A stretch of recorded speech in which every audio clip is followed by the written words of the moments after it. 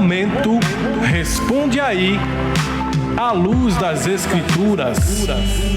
E o Responde Aí, à luz das Escrituras, deste mês de junho do ano de 2022, traz com alegria e satisfação a participação do poeta, jornalista e professor Jenerson Alves. Ele é membro da Igreja Batista Emanuel em Caruaru, meu amado Pernambuco, onde é professor de escola bíblica e também primeiro secretário.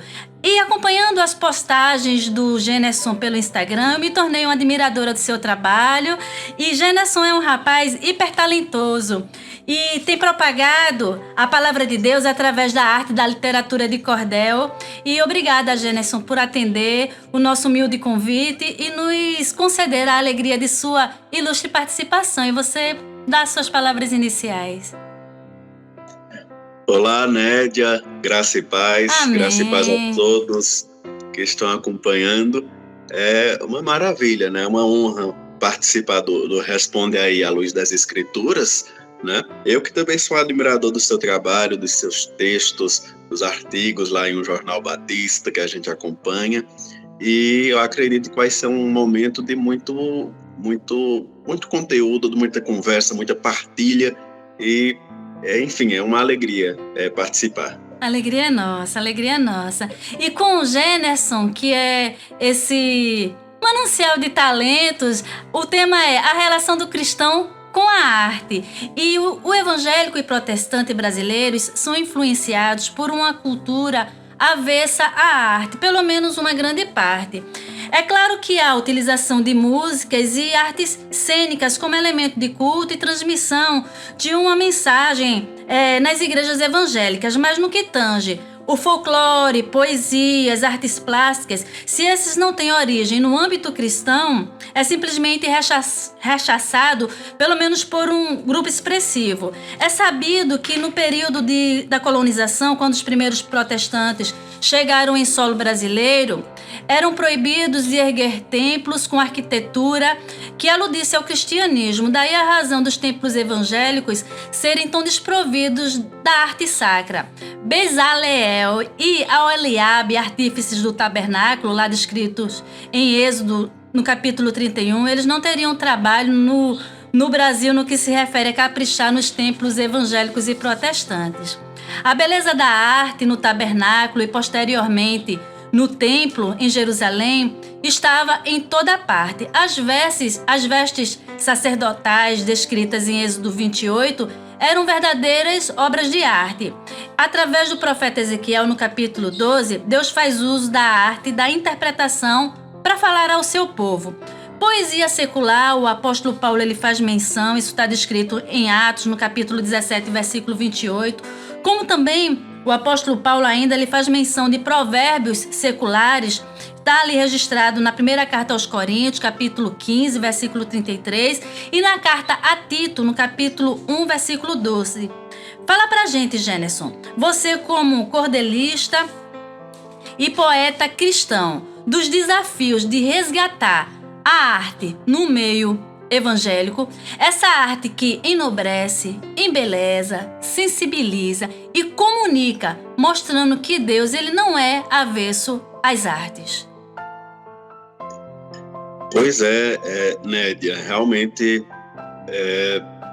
e muito bem colocado, né, por você, que existem essas raízes históricas mesmo para o cristão evangélico aqui no Brasil, sobretudo, ter um pouco de aversão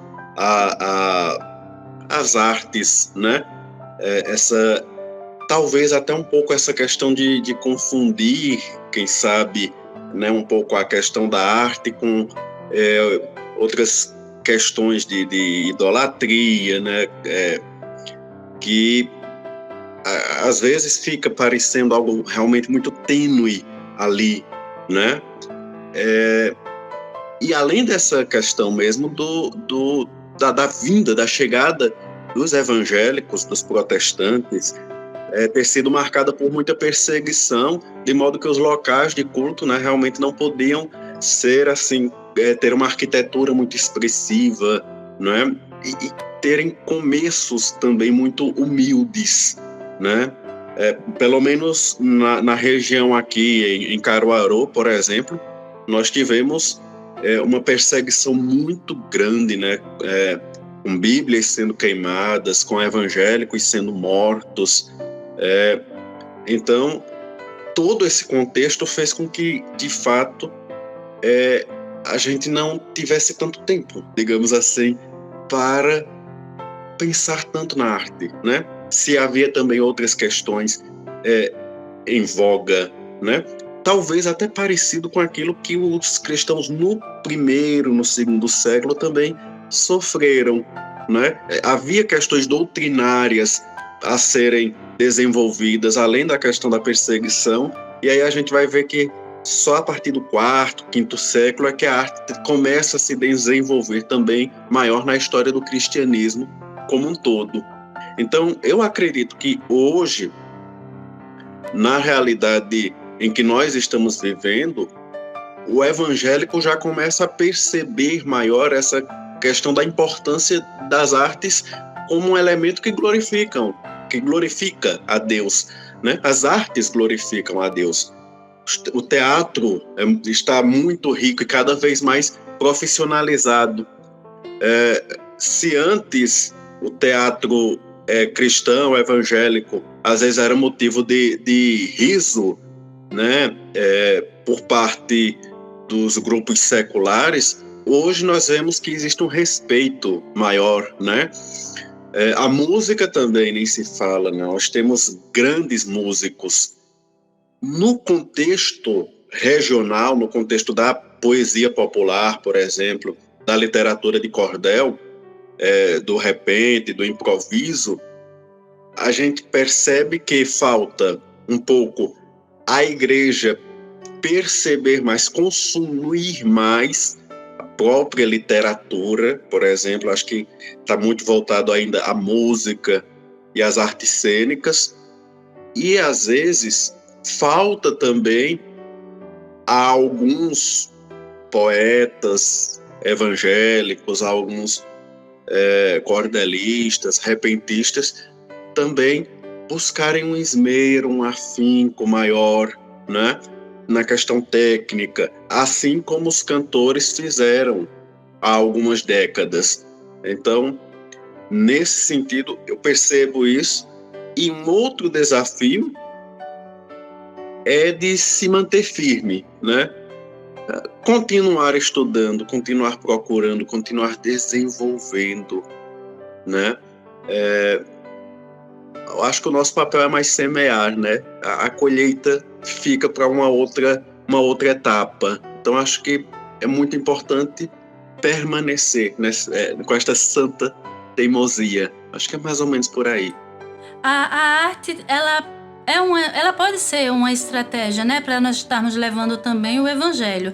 E quando você falou aí da questão da literatura de cordel, a literatura de cordel, ela pode comunicar a um público específico, né? Falar diretamente para um público específico de forma mais compreensível, né? Perfeitamente. Eu gosto daquela definição de Marco Aurélio, né, o estudioso pesquisador baiano Marco Aurélio, que ele fala que a poesia popular é como uma árvore que tem vários galhos. E um desses galhos é a literatura de cordel, com C maiúsculo. Não é só o cordel, o folheto, né? Mas é o estilo, o gênero literário em si. E o cordel tem essa capacidade de tocar no coração, né? Existem 3 normas básicas no cordel, além do esquema das estrofes, né? Ele tem que ter rima, e não é qualquer tipo de rima, né? Rima consoante. Ele tem que ter métrica, principalmente 7 sílabas poéticas, e principalmente tem de ter oração, né? Tem que transmitir uma mensagem. E quão maravilhoso é quando essa mensagem é embasada na Bíblia Sagrada. Sim. Né? Existe uma receptividade muito maior, até por conta do gênio da língua, né? Do ritmo mesmo da poesia, que causa esse encantamento, né? Então, é uma estratégia pode ser uma estratégia de evangelismo, uma estratégia também de desenvolvimento cristão, né? Pode-se pensar também para a igreja, né? Com temas relacionados a assuntos da vida cristã. É isso. Gêneson, no texto de sua autoria, Cuidado com 3 pecados, você destaca os pecados do materialismo, sensualidade e relativismo. Pecados esses que existem desde que o pecado foi concebido, mas muito evidenciados, muito em voga nos nossos dias. Declama pra gente esse texto, fala de cada um desses pecados destacados e compartilha com a gente de sua experiência de comunicar a palavra de Deus através da poesia e especificamente da literatura de cordel. Vamos lá, né? Muito legal esse texto, muito legal. Cuidado com 3 pecados. Eu ia pelo caminho com pensamentos guardados, quando escutei de um velhinho: cuidado com 3 pecados. Ao primeiro pecado é o materialismo. Deixa o espírito de lado e lança o ser no abismo. Já o pecado segundo é a sensualidade, que joga no lago imundo da torpe moralidade. Por fim, o relativismo é o terceiro pecado, pois no hipermodernismo todo profano é sagrado. Pus-me então a refletir nesses conselhos diversos. Vou cuidar para não cair nos 3 pecados perversos.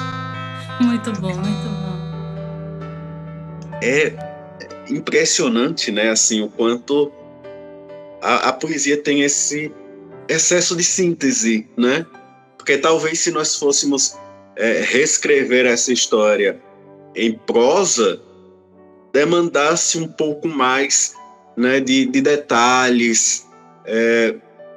Fala aqui do caminho, né, dos pensamentos desse tal velhinho aí. Se fosse uma prosa, talvez a gente precisasse fazer toda uma descrição, né, que caminho era esse, ou mesmo quem é esse eu lírico, né, quem é essa pessoa que está falando aí no poema. E a poesia se demonstra de uma forma que ela pinta um quadro através de poucas palavras, né? A gente meio que consegue visualizar um pouco disso que está sendo dito, né? E transmitir um pouco dessa sensibilidade, dessa mensagem. E aqui foi um poema escrito em trovas, né? Em quadras, né? E quando a gente pensa realmente nesses 3 pecados, que me parece que as pessoas, inclusive no meio cristão hoje, têm até se esquecido que são pecados, né? Parece que no mundo de hoje alguns pecados se tornaram moda. É como você bem mencionou, né? Existem desde quando o pecado foi concebido, mas são pecados que estão muito evidenciados no nosso dia, né? Nos nossos dias. O materialismo, e aí quando a gente pensa o quanto existem pessoas também que acreditam e que propagam até que a própria divindade, que o próprio Deus tem um aspecto materialista, né, de querer simplesmente colocar as pessoas em determinadas posições, enquanto muitas vezes isso daí faz a pessoa perder a alma, né, se desintegrar. A questão da sensualidade, que é um tanto parecida, né, porque coisifica, objetifica, faz com que o ser se perca pelo caminho. E o relativismo, quando a gente perde essa bússola do absoluto, o que é que resta, né? Então a gente já não tem mais nem caminho, já não tem mais nem estrada. Foi um pouquinho isso que eu quis trazer né, nesse texto que é tão simples, né? São 3, 4, 5 estrofes, né, em quadras. E essa experiência de comunicar a palavra de Deus através da literatura de cordel, através da poesia, é simplesmente encantadora, né? Porque faz com que a gente, inclusive, possa chegar em lugares que talvez um pregador de modo tradicional não chegasse. Às vezes a pessoa, esse assunto, por exemplo, daria um sermão de 40 minutos, de 1 hora, Sim. mas talvez alguém não esteja disposto a ouvir, né, um sermão, mas consegue ouvir aí 1 minuto e meio, 2 minutos, uma poesia e ficar com essa mesma reflexão, não é? Porque, como eu gosto de salientar, a poesia traz esse excesso de síntese, né? E traz com poucas palavras, ou procura trazer com poucas palavras, uma imagem. E eu só louvo a Deus, né? Realmente, porque é algo que vem dele, né? E de eu forma... procuro fazer voltando para ele. E de forma sucinta, né? E ao mesmo tempo contundente, você consegue alcançar e levar essa mensagem, alcançando assim pessoas assim simples que vão aceitar de bom grado a forma, né? Através da literatura de cordel, e especificamente assim o homem nordestino que vive no agreste, no sertão, que tem essa receptividade, né? Que entende bem, que gosta dessa linguagem. Perfeitamente, né? Assim, aqui é muito rico, né? Dessa expressão literária. Uhum. Faz parte da nossa essência, né? Do nosso coração, corre nas nossas veias. Então, assim, não dá para pensar somente com pensamentos americanizados, às vezes, né? Não, às vezes é preciso olhar nos olhos. Foi isso que Deus fez com a gente, né? Que Cristo fez, né? no que ele se entrega e no que ele se torna ser humano, né? Ele fala conosco com a mesma linguagem, ele olha nos nossos olhos. E quem somos nós, né, para fazermos diferente? Então, a gente se coloca também em um patamar de igualdade. Sim. E de conexão com as outras pessoas. Diante de uma poesia, diante da arte, do modo geral, né? Diante da arte, quantas barreiras são quebradas? A arte não tem coloração partidária, a arte não tem, né, certas distinções, porque ela passa por tudo isso e toca no mais profundo do nosso ser, né? Faz a gente lembrar da infância, e todo mundo foi criança, né? Faz a gente se arrepiar e todo mundo se emociona, né? Faz a gente chorar, e quem é que não chora? Faz a gente rir. Então, é muito humano, não é? Acho que esse contato com a arte, né? E a relação do cristão com a arte precisa ser uma relação de muita humanidade e de beleza. Porque o mundo está precisando de beleza. Eu acho que foi você, né, no seu Instagram mesmo, que eu li alguma coisa falando da origem da literatura de cordel, que se deu, na verdade, fora do Brasil, né? Espanha, se popularizou em Portugal, e mas a gente, é como se fosse nossa. A gente recebeu de tal forma que é como se fosse algo nosso, né? Eu estou enganada, assim, é isso mesmo, né? Perfeitamente. Esses dias eu estava conversando com um colega cordelista, né, que está para ir para Portugal nos próximos meses, né, e a gente estava comentando isso. Quer dizer, ele disse: olha, eu vou devolver o cordel a Portugal, né, porque lá não tem mais, mas aqui se mantém, né?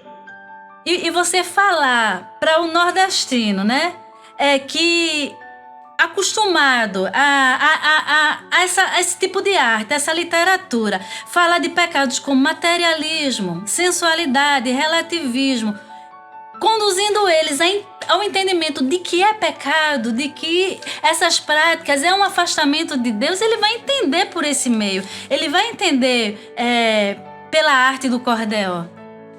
De forma bem mais fácil, né, Generson?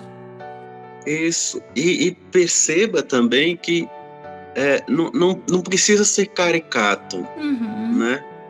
Eu acho que às vezes a gente até peca um pouco, né? Quando tem vezes que interpretam alguns papéis, digamos assim, retratando um nordestino, que a gente não se identifica com aquilo, né? Que é uma coisa diferente da realidade. Então, é preciso falar a mesma linguagem, utilizar elementos conhecidos, mas sem se sentir superior a ninguém, né? Muito pelo contrário. Então, assim, eu acho que cada vez mais a gente precisa ter em mente, né, quem é o nordestino hoje do século XXI, né? Que o caba é nordestino, ele anda de cavalo, mas ele também tem moto, né? Ele gosta de um forró pé de serra, mas ele também tem um celular e escuta de tudo. Então, assim, isso traz também uma riqueza ainda maior, né? E perpassa, né, também por essas reflexões nossas, tanto da concepção da arte, quanto também do uso da arte para propagação, proclamação e encarnação do Evangelho de Nosso Senhor e Salvador Jesus Cristo. Amém. Ainda num texto de Generson, o livro é como uma nave espacial. Nesse texto, Generson, você relata que foi numa condição adversa na sua infância que você descobriu o prazer da leitura. E passou a enxergar os livros como naves espaciais que te conduzia e te conduz ainda, né, a muitas viagens. Os benefícios da boa leitura são inúmeros.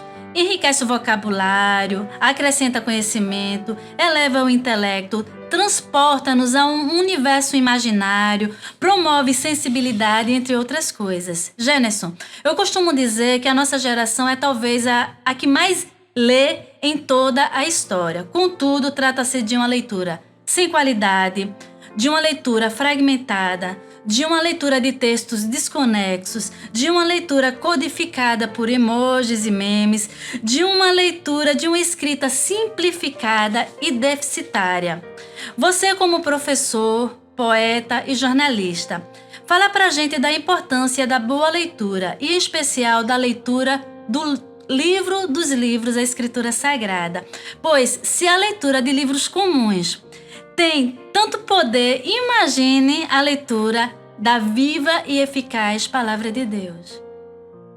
Fantástico, né? Formidável esse debate, essa reflexão.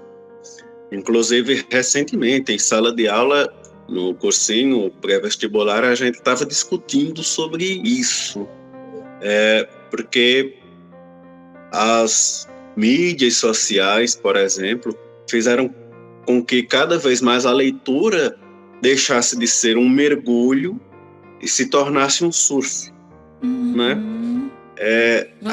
Cada vez mais a gente não se detém tanto àquilo que está sendo escrito, a gente não emerge, a gente fica muito na superfície, até por conta do meio, né? O meio, a tela tem uma relação diferente conosco. Salvo engano, foi Nietzsche já que dizia que quando ele escrevia com lápis e papel, o pensamento dele fluía de uma forma, quando ele ia para a máquina de escrever, era outra. E a ciência vai mostrando que tem essa relação mesmo, não é? Então, cada vez mais, o livro de papel, às vezes, é deixado de lado, né? É muito E acontece às vezes conosco. Mas a gente às vezes diz, não, eu vou ler um capítulo de um livro aqui, só que antes deixa eu dar uma olhada no Instagram, e aí a pessoa passa 2, 3 horas vendo nada, né? Perdendo tempo. Então, e isso também não quer dizer que na internet não tenha conteúdo, né? Muito pelo contrário, tem toda uma riqueza. Agora que eu acho que também tudo é muito novo, e a gente ainda vai aprender a se adaptar com essa realidade, né? E de entender quando é que a leitura exige um mergulho e quando é que ela pode ser uma leitura mais superficial. Também a gente precisa ter essa habilidade. E no que concerne a Bíblia Sagrada, né? O livro dos livros, o código dos códigos. O professor Northrop Frye, né, que naquela pesquisa que ele faz, quando diz o quanto a literatura é enriquecida a partir da leitura da Bíblia Sagrada, porque tem tudo que há de literatura está ali, né? Então, embora a Bíblia seja literatura, ele mesmo fala, ela também é mais do que literatura. Ela vai além. E quando nós vemos que os evangélicos, que até pouco tempo eram conhecidos como povo do livro, hoje nós não vemos mais essa realidade.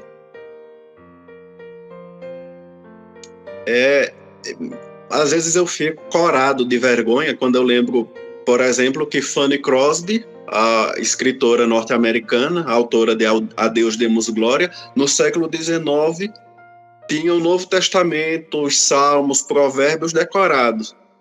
E ela era cega desde bebê. Não foi de nascença, mas foi ali com uns 6 meses de idade, ela tinha perdido a visão. Mas tinha Novo Testamento decorado e outros livros da Bíblia. E a gente, às vezes, não consegue decorar um versículo, né? Às vezes, a gente, às vezes, não consegue sequer se deter em um versículo e lê-lo e meditar nele. Então, assim, eu vejo que a sociedade, a própria Bíblia diz, né, que a criação espera a manifestação dos filhos de Deus.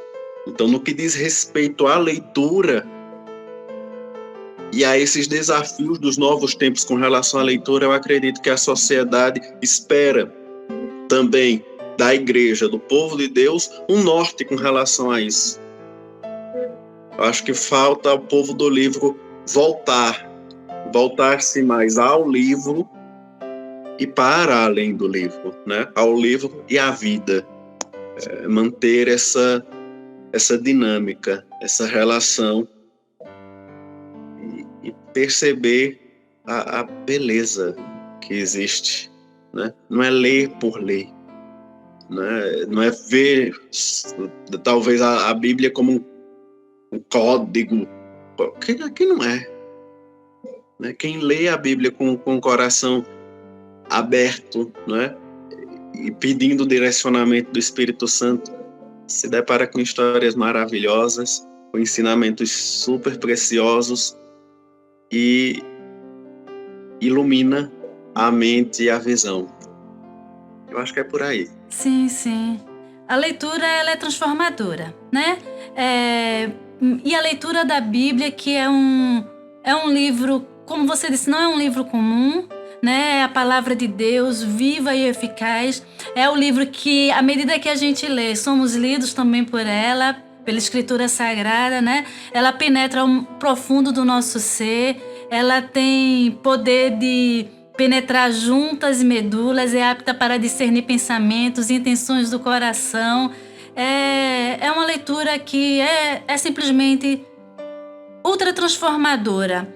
E achei interessante que você falou, né, que a internet fez com que a leitura deixasse de ser um mergulho para ser um surf, né? E é isso mesmo, a gente tem que despertar, analisar, porque, como falei inicialmente nessa questão, a leitura por si só, a leitura de livros comuns, uma boa leitura, ela já traz bons resultados para a gente, né? E a leitura das Escrituras, ela vai muito mais além. E a gente tem que sair da superfície e buscar imergir e voltar a ser conhecido, como você também bem disse, como o povo do livro. Porque, infelizmente, a nossa geração hoje está sendo conhecida como analfabetos bíblicos. Pessoas que desconhecem o livro que rege, o livro que é o manual de instrução da conduta, né, da nossa fé, tem sido desconhecido pelo povo cristão, que se diz cristão.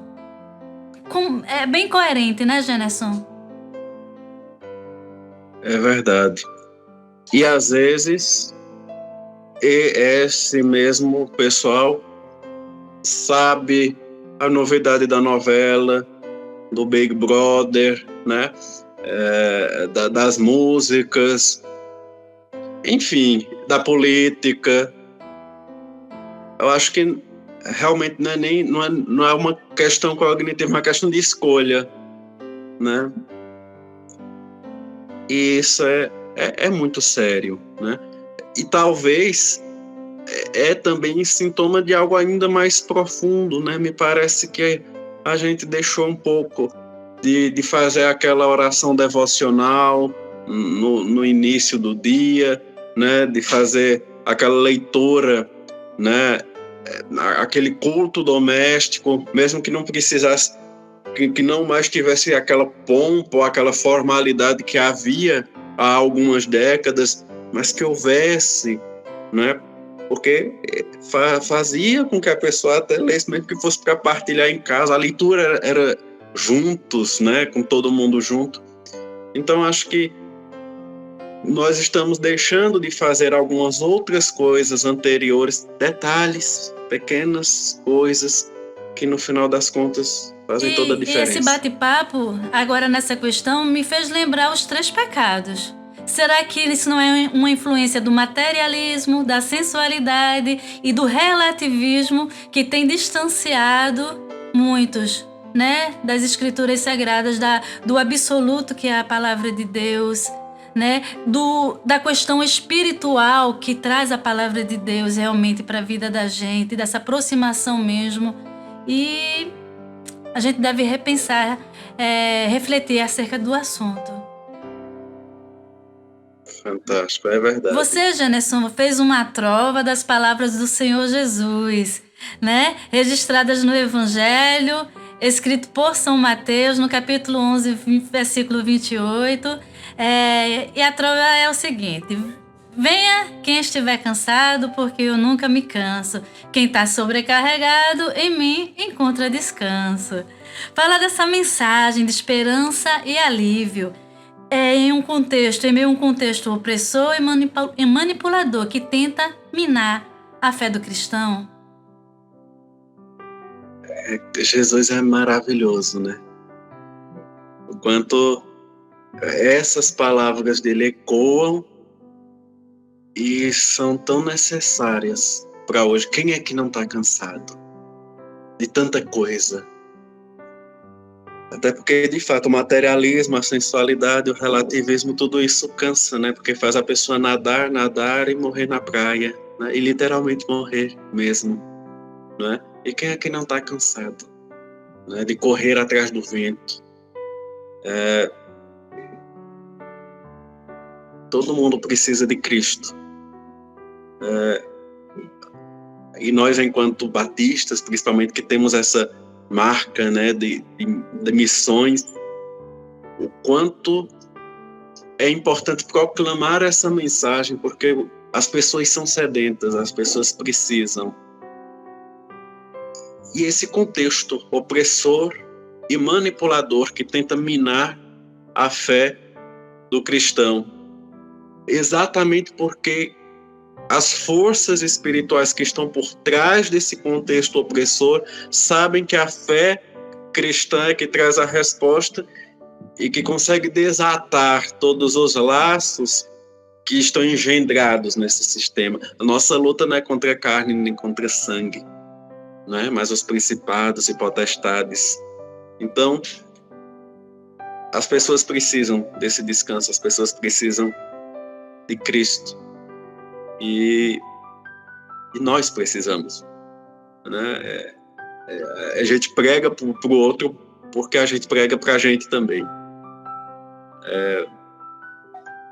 Eu também estive e estou, quantas vezes nós não estamos cansados, né? E encontramos esse alívio nos braços de Jesus.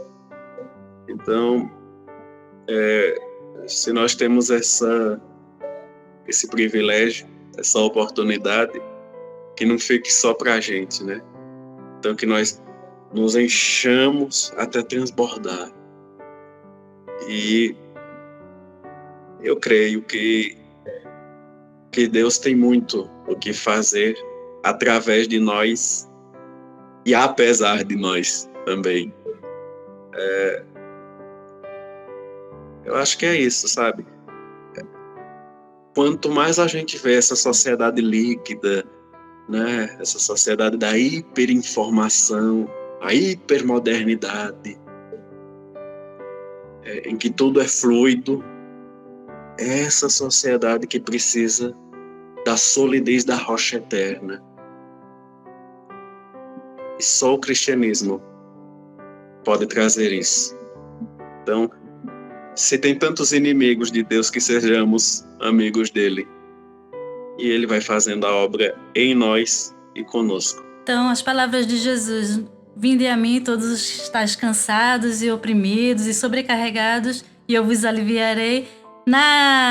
Nas palavras, né, do poeta Jennerson: venha quem estiver cansado, porque eu nunca me canso. Quem está sobrecarregado, em mim encontra descanso. E é em Cristo, é no seu Evangelho que a gente encontra, né, Jennerson, esperança e alívio nesse mundo que oprime, que persegue, sim, né? Eu costumo dizer que no Brasil nós sofremos uma perseguição hoje ideológica, no campo das ideias, né? Dos pensamentos, daquilo que a gente defende, da nossa fé. E nós somos perseguidos se nós nos posicionamos de acordo com princípios e valores e conceitos cristãos. Sofremos retaliação muitas vezes, somos chamados de alguma coisa.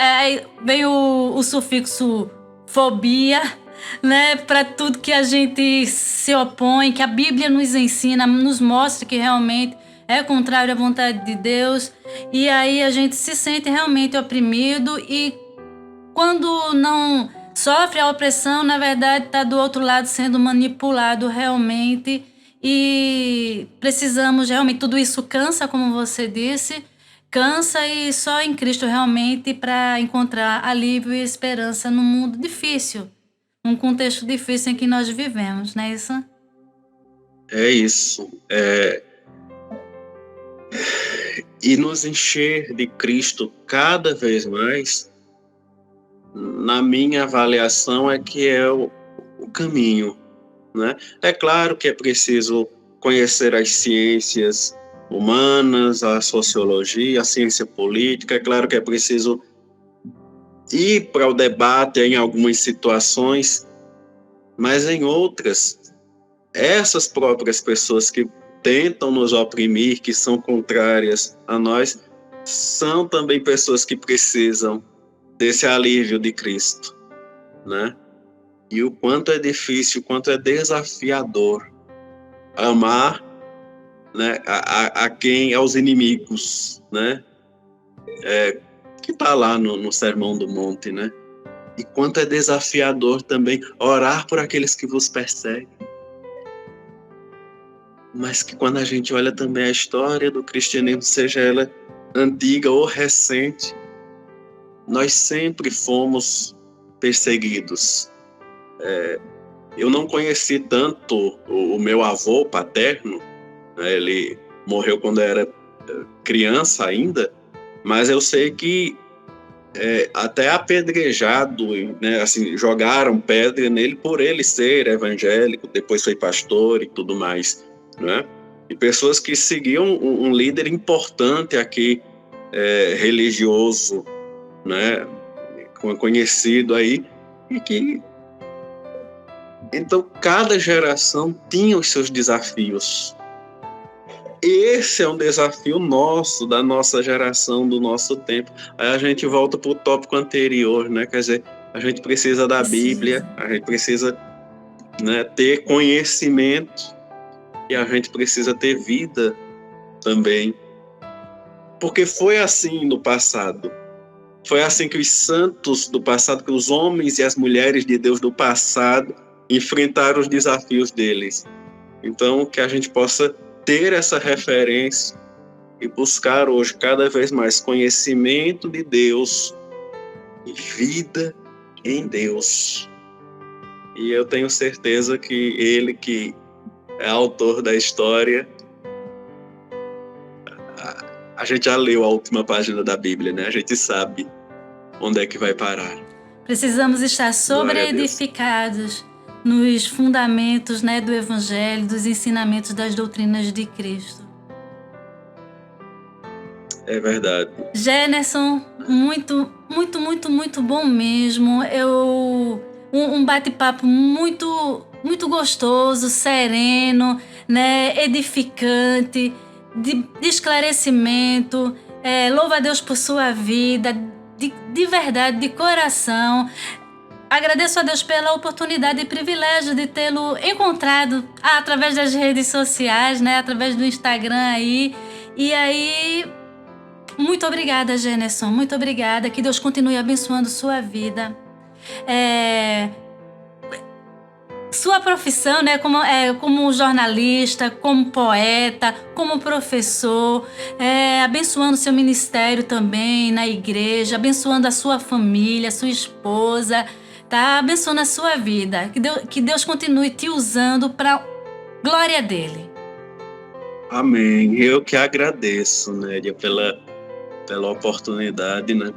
E desejo mesmo, né, que cada vez mais Deus esteja a iluminando, a conduzindo, né, esse trabalho que é tão árduo, mas ao mesmo tempo é tão prazeroso, né, porque não existe lugar melhor do que no centro da vontade de Deus.